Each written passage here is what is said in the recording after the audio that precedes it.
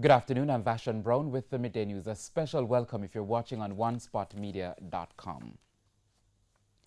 The latest coronavirus statistics in the Caribbean region shows that confirmed COVID-19 cases are spiraling up. The Dominican Republic recording the highest number of confirmed cases. Countries in the South and Central American regions are also seeing an increase in cases. According to the Johns Hopkins Coronavirus Resources Center, effective April 1, the Dominican Republic recorded 1,109 confirmed cases. Colombia has 906 cases. Costa Rica has 347 cases. Cuba and Honduras have more than 150 cases, while Trinidad and Tobago has 89 cases. Jamaica and Guatemala both recorded 39 cases. Other countries in the region with confirmed COVID-19 cases are Barbados with 34, Haiti with 16, Bahamas with 15, St. Lucia with 13, Guyana with 12, and Dominica with 11 cases. Countries recording fewer than 10 confirmed cases of COVID-19 include Suriname, Grenada, Antigua and Barbuda, and St. Vincent and the Grenadines. And Trinidad and Tobago reported its fifth death from COVID-19 this morning. The latest casualty is an elderly man with a pre-existing medical condition. Now, as I mentioned earlier on, the Twin Island Republic is reporting 89 positive cases, while one person has since recovered and has been discharged. Of the total number of positive cases, 49 came from a group of nationals who recently returned from a cruise. Director of the Road Safety Unit, Canute here, is expressing concern regarding the number of fatalities in the country despite the crisis of the COVID-19. Here's Prince Moore with the details. Since the government imposed certain restrictions in a bid to contain the spread of COVID-19 in the country, vehicular traffic has been reduced significantly. But according to Director of the Road Safety Unit, Canute here, road fatalities are still high. The month of March, 25 persons have been killed so far in 30 days. That is unacceptable. And a lot of these deaths are blatant disobedience, indiscipline, and recklessness. None of these deaths make any sense whatsoever. It's a matter of poor choices. Many would have thought that with less persons using the road network for the month of March due to the closure of schools and with some persons working from home, the numbers would be way less. In total, 107 persons have been killed in road crashes since the start of the year. That's 6 less when compared to the corresponding period last year. Many persons have ended up in boneyard before their time because they have made a deliberate, concerted, selfish decision to drive recklessly without caring for their family members and their loved ones. In the meantime, Mr. Hare argues that with resources stretched thin due to the COVID-19 fight, drivers ought to be more responsible. It's a person, the same way you wash your hands and keep your hands clean and ensure that you have your sanitizer. As you operate on the road network, drive for the family, drive with care, drive for your fellow citizens out there. The wanton selfishness is not going to work. It doesn't help you. It doesn't carry you anywhere. All it does, it has led to 107 persons dying on the network. Prince Moore, TVJ News. PNP spokesman on finance, Mark Golding, says the country should consider tapping multilaterals for loans if the COVID-19-induced economic fallout is more than can be managed with local resources. Finance Minister Dr. Nigel Clark has already outlined a $10 billion spending package, but Mr. Golding says it may not be enough given that forecasts suggest the COVID-19 fallout could wipe out more than 6% of GDP this year. He didn't say how much more money should be spent to keep the economy on track during the pandemic and to help it recover quickly. He said the technocrats should make that assessment.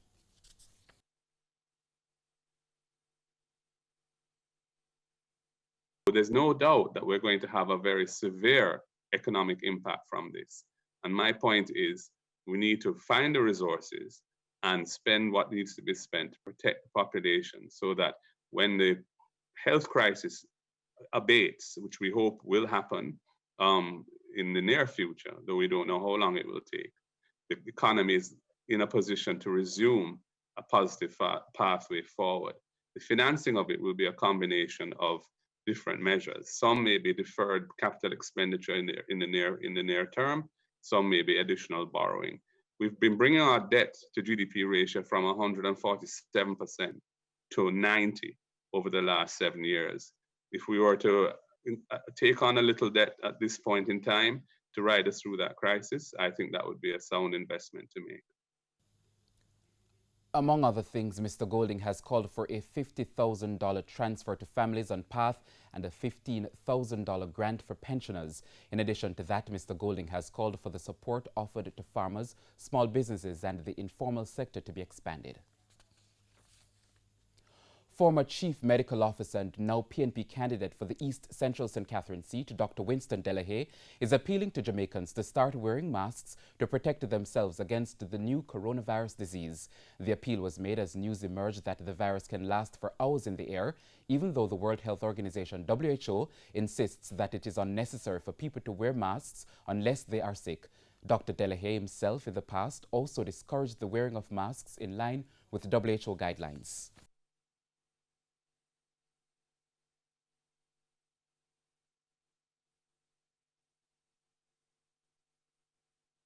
I've changed my position. I've been following, like you, the media, the happenings in different countries, Spain, Italy, the Czech Republic. I have friends in these places who have indicated. They are very clear, they have been for some time. I am now clear, as of last evening, and in fact have my own mask, which I'm now recommending that all persons, where possible, all persons wear masks. It doesn't matter the kind of mask. I'm not talking about N95 or surgical masks. It's any mask that can offer protection of any form of droplet coming onto you, or especially if you are ill, you're coughing and leading to these droplets. We're now talking about micro droplets staying in the air for up to 6-8 hours.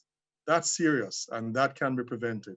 At this time, any form of prevention that can be had, and if masks will do even an iota of that, then we must ensure that we're executing what will help. As Jamaica continues to see an increase in the number of COVID-19 cases this afternoon, an educator in Manchester is urging the government to do more tests and is even suggesting allowing persons who can afford it to pay.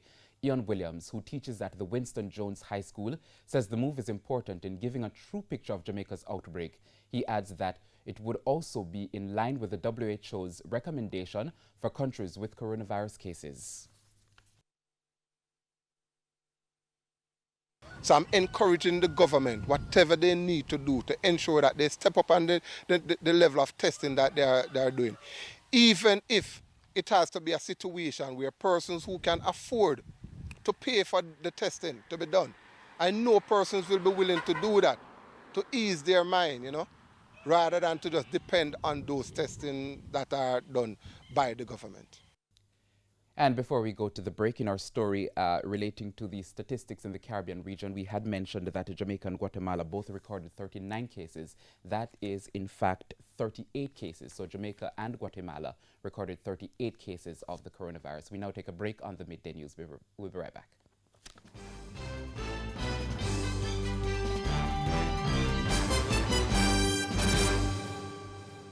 Welcome back. Continuing the news now. The Jamaica Urban Transit Company, JUTC, has reverted to normal operating hours following news that its drivers are among those exempted from the curfew order. The curfew takes effect at 8 p.m. tonight until 6 a.m. This will continue for 7 days. JUTC Managing Director Paul Abrams had earlier said most routes would cease operating at 5 o'clock this afternoon and roll out no later than 8 a.m. daily for the duration of the curfew. In a follow-up interview with our news center, Mr. Abrams said the operations team was in meetings to decide on the way forward.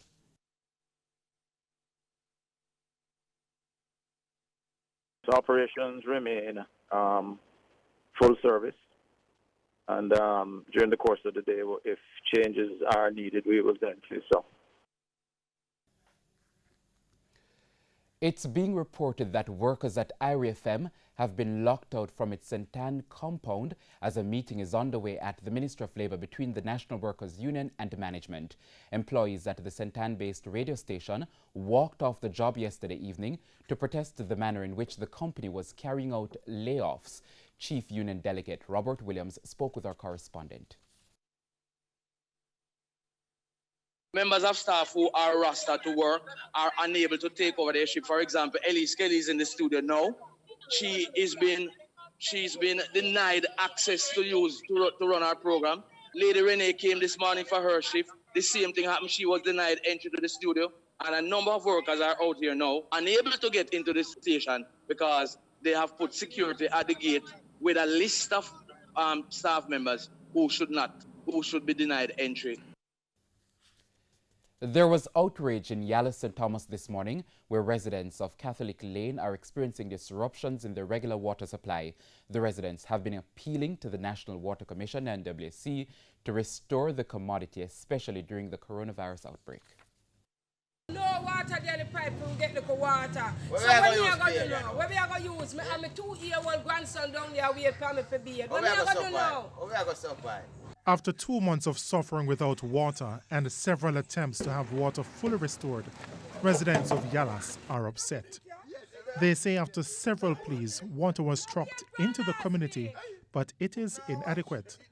They are again appealing to the NWC to either restore water or provide more trucking water. When the water truck come, the water truck deliver to, there's a service delivery. Yeah.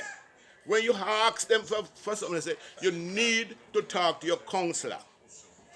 They give me a number to call the counselor, a call without no response. We used to get the water in Catholic Lane, and like every 2 days, they will give it to us and they will lock it off and give another district every 2 days. Well, that was fine with everybody. About 2 months, now we're going at 3 months. We not get no water at all, nothing at all. The truck only come once in a blue moon. But the major concern among residents is their inability to protect themselves from COVID-19. You see what going around? I don't know what going around. I want to say wash your hand. Every 2 minutes. What must I use and watch my grandson and tell me? You know how long I'm out of water? I pay to get the water for drink, and I can't use it and wash my hand every 2 or 3 seconds. Tell me what we do or what we use wash my hand with. And despite the absence of water, residents say they are still receiving bills. And the next one, I'm going to collect it this week, and I'm not paying it because I'm not getting any water. And water is what we need because of this disease going around. What we supposed to do? And I hope the Prime Minister will put down his foot and step on it and make us get water immediately. TVJ News contacted a representative of the NWC in Morant Bay who said the water disruption is due to the ongoing drought. The NWC revealed that plans to improve the community's water supply are at an advanced stage. A booster pump is being installed to pump water to a storage tank above the community, which will provide water.